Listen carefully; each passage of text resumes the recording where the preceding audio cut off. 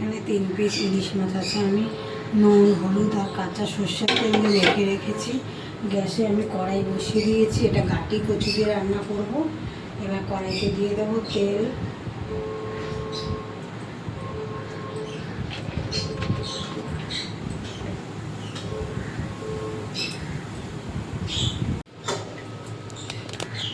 তেল গরম হয়ে গেছে, কালো জিরে ফোড়ন দিয়ে দেবো।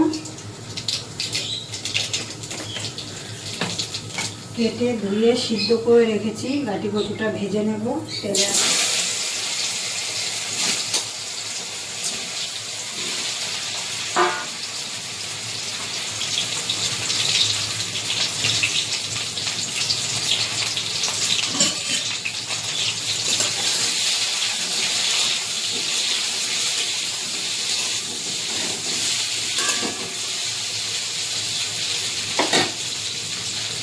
ঘাটি কচুটা একটু ভাজা হোক, আমি ততক্ষণে একটু জিরে আর কাঁচা লঙ্কা বেটে নেবো।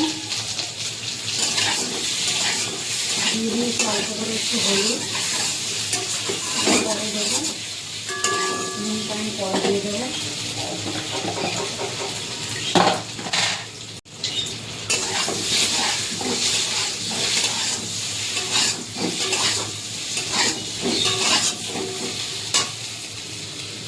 ঘাটি কচুটা এই যে ভাজা হয়ে গেছে, এবার মশলা দিয়ে দেবো ঘাটি কচুর মধ্যে। এখানে জিরে বাটা দেবো আর কাঁচা লঙ্কা বাটা দেবো। এটা শিলে বেটে নিয়েছি। অল্প করে একটু জল দিয়ে দেবো, মশলাটা যেন লেগে না যায়।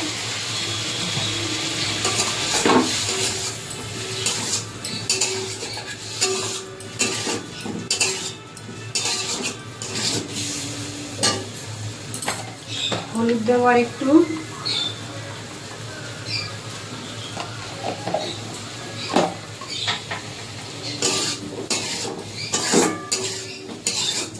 মশলাটা ভালো করে কষিয়ে নেব। ঘাটি কচুতে একটুখানি কাশ্মীরি লঙ্কা গুঁড়ো দেবো কালারের জন্য। মশলাটা ভালো করে কষিয়ে নেব।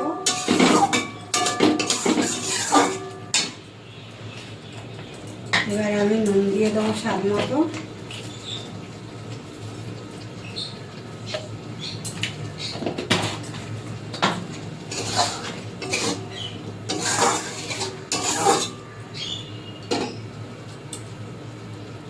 এদিকে যে গাছের ঝোলটা ফুটে গেছে, এবারে নুন, হলুদ, কাঁচা সর্ষের তেল মাখিয়ে রেখেছিলাম, মাছটা দিয়ে দেবো।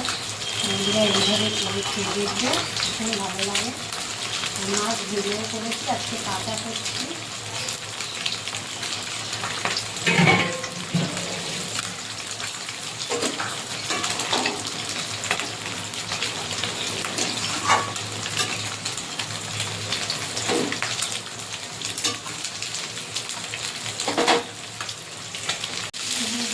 ইলিশ মাছ দিয়ে করছি, আমি 3টে কাঁচা লঙ্কা দিয়ে দেবো।